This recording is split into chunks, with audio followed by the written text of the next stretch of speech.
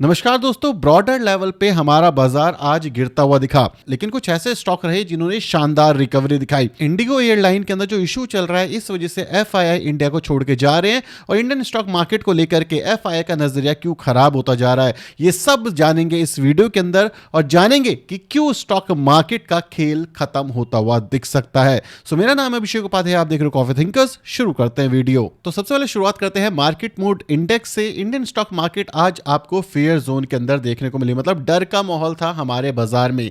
Net broader indices की बात करें तो निफ्टी 50 में गिरावट दिखी, आईएनआर यहां से थोड़ा रिकवर करता हुआ दिखा, लार्ज कैप गिरते हुए दिखे, बैंक, आईटी, फार्मा सब में गिरावट थी। निफ्टी मिड कैप जो कल काफी ज्यादा गिर गया था, उसमें आज छोटी सी रिकवरी आई और निफ्टी स्मॉल कैप 100 में भी एक डिसेंट रिकवरी देखने को मिली।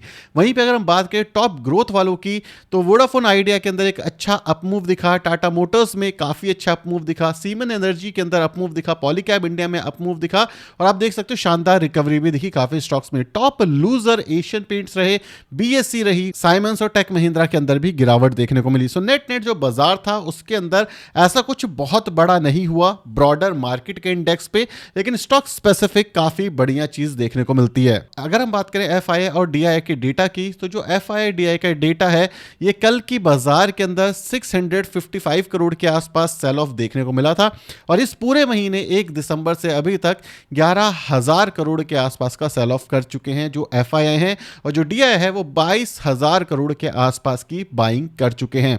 सो नेट अगर आप देखोगे तो एफआईआई का कोई भी ऐसा मूड दिख ही नहीं रहा है कि बाजार के अंदर वापस आया जाए। जहां पे डीआईआई दबा के खरीद रहा है, फिर भी बाजार के अंदर आपको एक बुल रन देखने को नहीं मिल रहा है, एक ब्रेकआउट देखने को नहीं मिल रहा। आज भी बाजार हमारा गिरता हुआ दिखा। अब अगर इंडियन स्टॉक मार्केट को ब्रेकआउट देना है और बुल रन में जाना है, तो इस सिचुएशन के लिए हमें चाहिए एफआईआई का पैसा। लेकिन एफआईआई का पैसा इंडिया में क्यों नहीं आ रहा, इसके पीछे सरकार क्यों एक मेन कारण है, इस पर डिस्कस करते हैं। सबसे पहले बात करते हैं इंटर ग्लोबल एविएशन की, जिसको हम इंडिगो के नाम से जानते हैं। अगर आप रिसेंटली देखोगे तो करीब करीब 8% से ज्यादा का करेक्शन हमें सिर्फ कल की मार्केट के अंदर दिखा। ओवरऑल अगर हम इनके क्वार्टर ऑन क्वार्टर रिजल्ट्स की बात करें तो क्वार्टर बहुत ज्यादा बुरा दिखा, सितंबर वाला। लेकिन इन सब से ज्यादा इंपॉर्टेंट है वो है हमारे एफआईआई। अगर आप एफआईआई देखोगे तो फॉरेन इंस्टीट्यूशन इन्वेस्टर्स इंडिगो के अंदर काफी मोटा पैसा इन्वेस्ट करके बैठे हुए हैं। अगर आप देखोगे गवर्नमेंट ऑफ सिंगापुर ने भी काफी अच्छा पैसा इन्वेस्ट किया हुआ है। सो ऐसा नहीं है कि हमारी मार्केट के अंदर कुछ ऐसे स्टॉक्स हैं जहां से पूरी तरीके से एफआईआई निकल गए, नहीं। इस कंपनी के अंदर काफी अच्छी ग्रोथ देखने को मिली, एफआईआई का पैसा देखने को मिला। इवन अगर मैं 5 साल की बात करूं तो इंडिगो काफी तेजी से ऊपर भी जाता हुआ दिखा था। लेकिन ऑल ऑफ द सडन यहां पे हो क्या रहा है और क्यों इंडिगो एक अकेली स्टोरी नहीं है जो हो सकता है बर्बाद होते हुए दिखे। सबसे पहले देखो यहां पे बोला क्या जा रहा है कि इंडिगो की जो फ्लाइट है वो शेड्यूल कट हो जाएगी 5% से। अब इसका क्या मतलब है और इससे एफआईआई को क्या मतलब है? डीजीसीए जो कि गवर्नमेंट बॉडी है एविएशन सेक्टर के लिए, उसने बोला कि इंडिगो के जो पायलट हैं वो काफी ज्यादा काम करते हैं, जिस वजह से पायलट को रेस्ट मिलना चाहिए। और ये सिर्फ इंडिगो के लिए नहीं था, ये पूरी इंडियन एविएशन सेक्टर के लिए एक रूल लाया गया था, जिसको काफी बड़े बड़े प्लेयर्स ने माना और अपने ज्यादा से ज्यादा पायलट बढ़ाए। लेकिन यहां पे जो इंडिगो है, जो अप्रोक्सीमेटली 67% तक शेयर होल्ड करता था इंडियन एविएशन सेक्टर का, उसने बोला कि भाई हम ये नहीं कर सकते, हम प्रॉफिटेबल नहीं रह पाएंगे। ये इनडायरेक्टली बोला, लेकिन इन्होंने रूलों का पालन नहीं करा, जिस वजह से इंडिगो के ऊपर काफी सारी पेनल्टीज लगने की बात होने लगी और इंडिगो ने बोला कि हम अपनी फ्लाइट्स को कैंसिल कर देंगे। और जिस वजह से आप देखोगे लास्ट 4-5-6 दिन से इंडिगो काफी ज्यादा चर्चे में है। रिसेंटली ये जो फ्लाइट का इशू था जहां पे कैंसिलेशन काफी ज्यादा हो रही थी, वो हमें खत्म होता हुआ दिखा। लेकिन इससे मेजर इशू क्या हुआ और स्टॉक मार्केट पे एफआईआई का क्यों भरोसा उठ गया है? क्योंकि ये सारी कहानी एंड ऑफ द डे पैसों से डिटरमाइंड होने वाली है। अब जो इंडिगो है उसको बोला गया कि जो आपकी फ्लाइट के रूट है उसको 5% से घटा दो। मतलब अगर आपकी 100 फ्लाइट चलती है तो अब 95 फ्लाइट ही चल पाएंगे एक दिन के अंदर। अभी जो 5% घटाने की बात हुई है इसलिए हुआ क्योंकि जो रूल डीजीसीए लेकर के आया, जहां पे बताया गया कि जो इंडिगो के पायलट है वो ट्रेन नहीं है। दूसरी चीज, जो इंडिगो के अंदर पायलट है वो काफी ज्यादा ड्रेन हो चुके हैं। और देखो, फ्लाई करने के लिए पायलट को रेस्ट चाहिए होता है। लेकिन क्वेश्चन यहां पर यह है कि डीजीसीए कुछ टाइम पहले, लाइक 1 से 2 महीने पहले आती है और ये सारे रूल और रेगुलेशन बताना शुरू कर देती है। लेकिन हमारा क्वेश्चन ये था कि क्या गवर्नमेंट को पहले से नहीं पता था? आज तक जो इंडिगो चल रही थी पहली बार उसके ऊपर इतना बड़ा छापा क्यों लेकर के आया गया। अब इंडिगो ने ये सारी चीज़ें करी, हमारी सेफ्टी के साथ खेल किया। सिर्फ ये इंडिगो की कहानी नहीं है, ये हमारे गवर्नमेंट, हमारे एविएशन जो मॉनेटरी पॉलिसी बनाते हैं उनकी साइड से भी एक बड़ा गैप है। क्योंकि जब एक एविएशन सेक्टर के अंदर कंपनी आती है तो काफ़ी स्ट्रिक्ट रूल होते हैं जो उन्हें चेक करने चाहिए, जो कि ग्लोबल स्टैंडर्ड से मैच होने चाहिए, जो कि अभी तक लूजली बाउंड किए गए थे। अब यहाँ पे all of the sudden restriction बढ़ाने की कोशिश की गई और मार्केट लीडर जो कंपनी थी उसने बोला हम नहीं करेंगे। अब इससे क्या होता है, जो बाजार के अंदर सेंटीमेंट होता है वो खराब हो जाता है और 8% जो स्टॉक है वो टैंक हो जाता है। अब एविएशन सेक्टर के अंदर एक लौती ऐसी कंपनी थी जो कि कंसिस्टेंट ग्रोथ दिखा रही थी, जिस वजह से फॉरेन इंस्टीट्यूशन का पैसा इंडिया के अंदर इंडिगो में काफ़ी ज़्यादा लगा हुआ था। अब यहां पे क्या होता है, ये स्टॉक गिरना शुरू करता है और एफआईआई के पास एक सिग्नल जाता है कि ये जो सरकार है ये ऑल ऑफ द सडन जो बिजनेस 5-6 साल 10 साल से अच्छा कर रहा था, जो मार्केट लीडर था, उसको आकर के टैंक कर देगी। अब ये जो गवर्नमेंट पॉलिसीज हैं ये पहली बार सिर्फ एविएशन सेक्टर को बर्बाद नहीं कर रही, और ये पहली बार नहीं हो रहा। बैटिंग ऐप के ऊपर भी अगस्त के महीने में एक स्ट्रिक्ट रूल लाया गया जिससे बैटिंग ऐप वाले स्टॉक्स जितने थे, जिन भी कंपनीज का पोजीशन था, वहां पे एक मेजर गिरावट देखने को मिली। और ऐसा नहीं है कि पहली बार है, अगर आप देखोगे तो जो क्रिप्टो है इसके अंदर भी फ्लैट 30% का टैक्स लगाया जाता है, जिससे जो गवर्नमेंट है फर्स्ट ईयर 221 करोड़ का पैसा कमाती है, सेकेंड ईयर 363 करोड़ का पैसा कमाती है, और इस फाइनेंशियल ईयर में 512 करोड़ के आसपास का पैसा कमाती है, जब वो स्ट्रेट 30% टैक्स लगा देती है आपके सारे प्रॉफिट्स के ऊपर जो भी आप क्रिप्टो से कमाते हो। तो यहाँ पे जो इंडिया की छवि है बाहर देशों के लिए वो पूरी तरीके से खराब होती दिखती है कि यहाँ की जो सरकार है इस पर आप भरोसा नहीं कर सकते,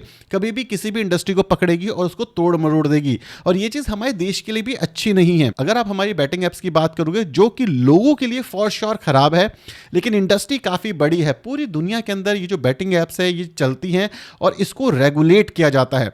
हमारी सरकार सिंपली एक चीज जानती है कि अगर आपको मेहनत नहीं करनी तो सीधे बैन कर दो, और ब्लैंकेट बैन किसी भी इंडस्ट्री के लिए अच्छा नहीं होता।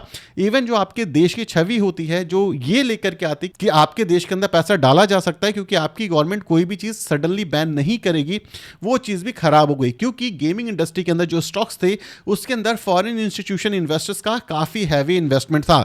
अब वो इन्वेस्टमेंट कहां गया, लॉस में चला गया, क्योंकि गवर्नमेंट आई और गवर्नमेंट ने हिला दिया। इंटर ग्लोबल एविएशन जिसके अंदर 24% के आसपास इन्वेस्टिंग फॉरेन इंस्टीट्यूशन इन्वेस्टर्स की है, वहां पे भी सरकार आती है और एकदम से हिला देती है और यहां पर भी पैसा खोता है। क्रिप्टो कंपनीज जो बनी थी इंडिया के अंदर, वहां पर भी गवर्नमेंट 30% ऐसा टैक्स लगाती है और वहां पर भी काफी पैसा बर्बाद किया जाता है। ये सारी की सारी इंडस्ट्री जो कि एक डाइंग इंडस्ट्री बन चुकी है इस समय पे, अगर गवर्नमेंट चाहती तो इसको अच्छे से रेगुलेट करती and slow and study process के थ्रू इन पूरी इंडस्ट्रीज को बचाया भी जा सकता था। जो लोग इसके थ्रू हार्म कर रहे थे उनको भी बचाया जा सकता था। जो गवर्नमेंट थी वो ज़्यादा टैक्स भी कमा सकती थी, हमारे देश के लिए भलाई के लिए ज़्यादा पैसा भी इन्वेस्ट कर सकती थी, और जो फॉरेन इंस्टीट्यूशंस या फिर बाहर के बड़े इन्वेस्टर्स हैं उनको ये भी पता चलता कि अगर कोई सिचुएशन खराब होती है इंडियन गवर्नमेंट के लिए तो वह अच्छी तरीके से टैकल करती है, जिससे कोई भी फॉरेन इंस्टीट्यूशन का पैसा मरता नहीं है।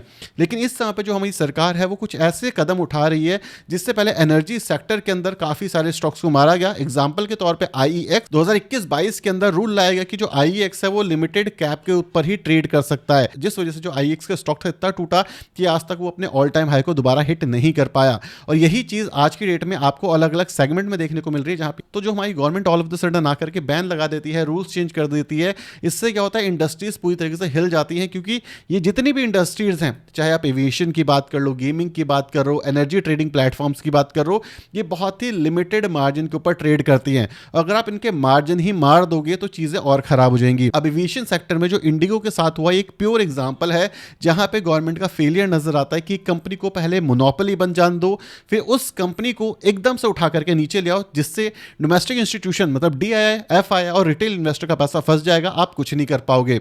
अब ये सारे rule all of the sudden change क्यों किए गए, क्या इसको सही तरीका, क्या इसको इंप्लीमेंट करने का क्या कोई सही तरीका हो सकता था, इसके बारे में अब कोई डिस्कस नहीं कर रहा। या तो कुछ लोग इस पॉलिसी के खिलाफ हैं या कोई इस पॉलिसी को सपोर्ट कर रहे हैं। लेकिन एक मेजर इशू जो हमारे देश का था जो दुनिया के सामने आ गया कि एक कंपनी की मोनोपोली है, दूसरी गवर्नमेंट उस कंपनी को मारने से पीछे नहीं हट रही, तीसरी बहुत बड़ा लॉस हो रहा है फॉरेन इंस्टीट्यूशन इन्वेस्टर का। तो हमारे देश के लिए ये चीज़ अच्छी नहीं है।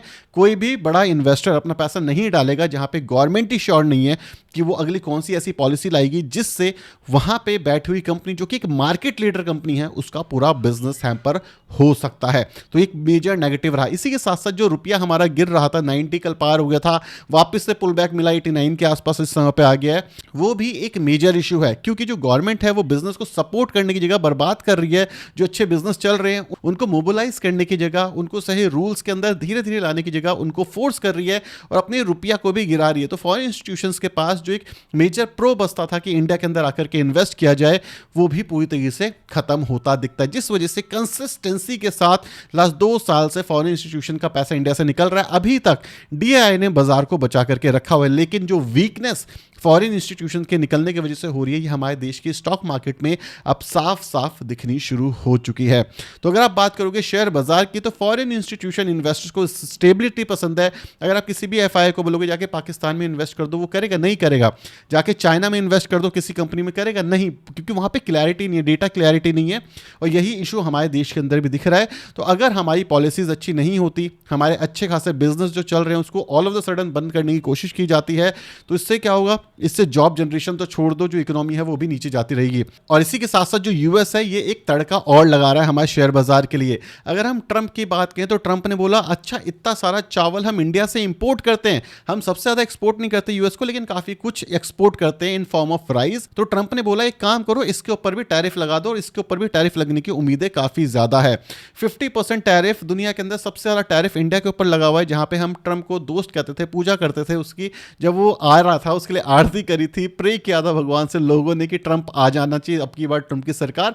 और ट्रंप आकर के दोस्ती वोस्ती छोड़ दो, हर जगह टैरिफ लगाने पे तुला हुआ है। अब ट्रंप कैसे तोड़ेगा इंडिया को ये तो नहीं पता, क्योंकि इकोनॉमी पे ऑलरेडी जो डेंट है वो हमें देखने को मिल रहा है, जिस वजह से स्टॉक मार्केट के अंदर इतनी सारी लिक्विडिटी, इतने सारे पॉजिटिव न्यूज आने के बावजूद हमारी stock market all time high इस समय पे हिट नहीं कर रही, जो कि इसे काफी पहले हिट कर लेना चाहिए था। लेकिन अगर हमें ट्रेड डील नहीं मिलती, माना यह जा रहा है कि दिसंबर के अंदर ट्रेड डील हमें मिल जाएगी, 2 से 3 फेजेस के अंदर ये ट्रेड डील होगी, तो फर्स्ट फेज ऑफ डील हो सकता है दिसंबर एंड के आसपास मिल जाए। अब ये सोचो कि ट्रंप को हमने बोला कि भाई आप हमें आईजीएल सप्लाई करो 10%, जो एक बहुत बड़ा नंबर है, जो हमने पहले ट्रंप के साथ कभी, जो पहले यूएस के साथ कभी नहीं किया। वो किया हमने, रशिया से ऑयल मंगाने की कमी करने की कोशिश करी, वो करी, लेकिन उसके बाद भी हमारे ऊपर जो टैरिफ है वो कम होने का नाम नहीं ले रहा है। तो ये एक बहुत बड़ी दिक्कत की बात है। और अगर ट्रंप के साथ हमारी डील नहीं होती तो एक और मेजर सेंटीमेंट पैदा करेगा फॉरेन इंस्टीट्यूशन इन्वेस्टर्स के लिए कि इस जगह पे पैसा डालना रिस्की हो सकता है, क्योंकि हो सकता है कब कौन सा सैंक्शन ट्रंप लगा दे, और सैंक्शन की बात ट्रंप पास्ट में भी काफी बार कर चुका है। अब एक और चीज के ऊपर आपकी नजरें होनी चाहिए, वो है आईपीओ स्कैम। इस समय पे काफी सारे आईपीओ आ रहे हैं, बेसिकली स्कैम नहीं है लेकिन आपको फंसाया जा रहा है। ग्रो का जो शेयर है वो 5% के आसपास गिर चुका है और 44% के आसपास ऊपर गया था, लेकिन उसके बाद गिरा कितना देखो। ये जो है ये ग्रो का नाम है बिलियन ब्रेज गराज वेंचर, ग्रो के नाम से हम इसे जानते हैं। मजेदार बात यहाँ पे देखोगे तो आपको दिमाग खाली हो जाएगा। आईपीओ प्राइस था, लिस्टिंग प्राइस था 131, जो कि पहुंच गया था 188 के आसपास। हमें पता है कि इंडिया के अंदर जब भी आईपीओ आता है उसको सेलिब्रेट करने की अलग ही आदत है हमारी। उसके बाद ये आईपीओ दबा करके टैंक होना शुरू होता है और आज की डेट के अंदर आप देखोगे 149 के आसपास आ चुका है। ऑलमोस्ट आईपीओ के प्राइस के आसपास 10-15% के गेंस बचे हैं। बट फन फैक्ट क्या है, स्टॉक का पीई 49 का है, कंपनी का साइज 92,000 करोड़ के आसपास का। एक चीज देखो यहाँ पे आपका दिमाग खुल जाएगा, कंपनी मार्च 2025 के अंदर जो रेवेन्यू करती है 4,000 करोड़ के आसपास है। इससे पहले आप देखो कंसिस्टेंसी नहीं है, लॉस मेकिंग कंपनी थी, लेकिन ऑल ऑफ द सडन यहाँ पे ये प्रॉफिटेबल हो जाती है। कंपनी की ग्रोथ, प्रॉफिट ग्रोथ काफी अच्छी देखने को मिल जाती है। लेकिन याद रखना 1,800 करोड़ के आसपास का प्रॉफिट है। जो सेकेंड कंपनी है इस टीयर के अंदर, मोतीलाल ओसवाल फाइनेंस, ये कंपनी का मार्केट कैप है 50,000 के आसपास, 25 का पीई है। यहां पर देखो क्या हो रहा है, यहां पे जो सेल्स ग्रोथ है और नेट प्रॉफिट है इसका 2,000 करोड़ के आसपास, और सेल्स ग्रोथ है 7,700 के आसपास का। मतलब ऑलमोस्ट डबल के प्रॉफिट और डबल के रेवेन्यू कर रहे हैं मोतीलाल ओसवाल फाइनेंस। उसकी वैल्यूएशन कम है और मार्केट कैप भी सस्ता है। तो आप मुझे ये बताओ, कोई भी एक ऐसी कंपनी जो कि रिसेंटली लिस्ट हुई है इतने हाई वैल्यूएशन के आसपास, कोई इसको खरीदना पसंद करेगा? या एक ऐसी कंपनी जो काफी लंबे समय से मार्केट में है, प्रॉफिटेबल है, खुद को प्रूव कर चुकी है, कोई उसको खरीदना पसंद करेगा?